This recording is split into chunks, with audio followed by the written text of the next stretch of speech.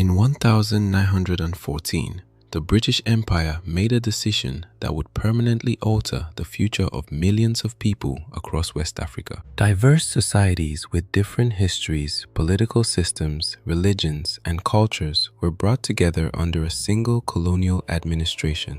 Was Nigeria created as a nation for its people, or as an administrative and economic project for the British Empire?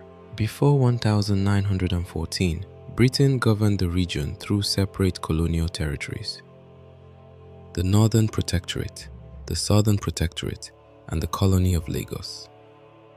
The North operated through large Islamic emirates and established traditional systems connected to the Sokoto Caliphate. The South contained highly diverse societies with expanding missionary education, coastal trade networks, and increasing European commercial activity.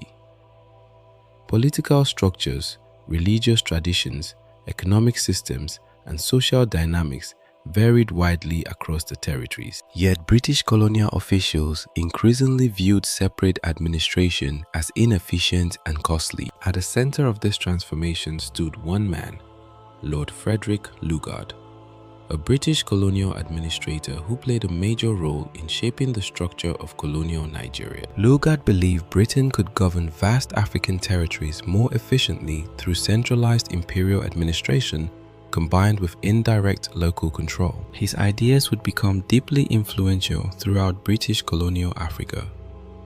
But the system he helped create would also leave behind long-term political consequences that continue to shape Nigeria today. Officially, Britain argued that amalgamation would improve administrative coordination and governance, but economic considerations played a major role.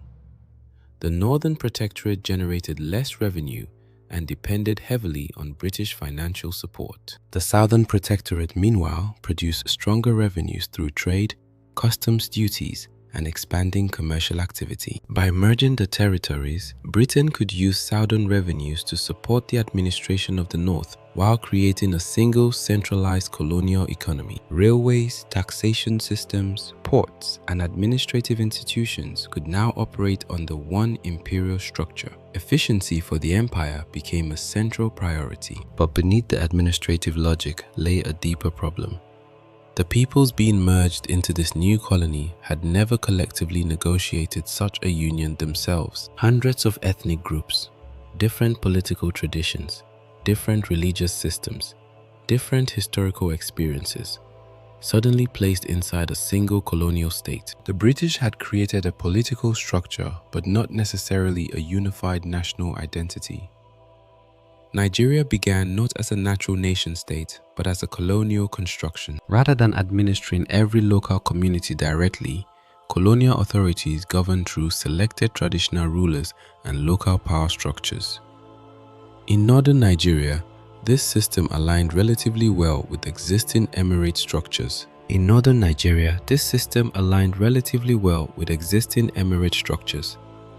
other regions, however, indirect rule sometimes altered or imposed systems that had operated differently. Colonial administration increasingly shaped who gained political power, who received recognition, and who gained access to resources and influence. Over time, these decisions would contribute to political imbalances and regional tensions. Christian missionary education expanded more aggressively in many southern regions, producing growing numbers of Western-educated elites. In much of the North, British authorities adopted a more cautious approach toward missionary expansion, partly to avoid disrupting existing Islamic institutions. Over time, differences in educational access, bureaucratic participation, and political representation widened.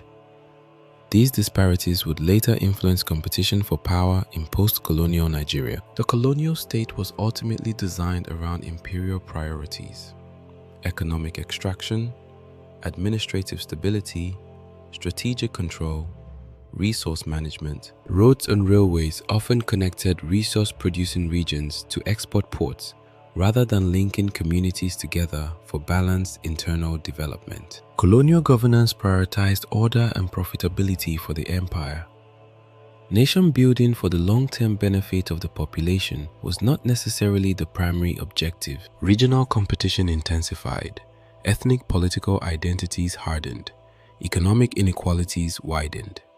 Colonial institutions concentrated power in ways that encouraged rivalry. When Nigeria finally gained independence in 1960, political power formally transferred from British colonial authorities to Nigerian leadership. But independence did not automatically erase the structures. Many institutions remained, many economic systems remained, many regional tensions remained, and in the years ahead, the young nation would face crises that revealed just how fragile the colonial foundation truly was. The creation of Nigeria was not simply the birth of a nation.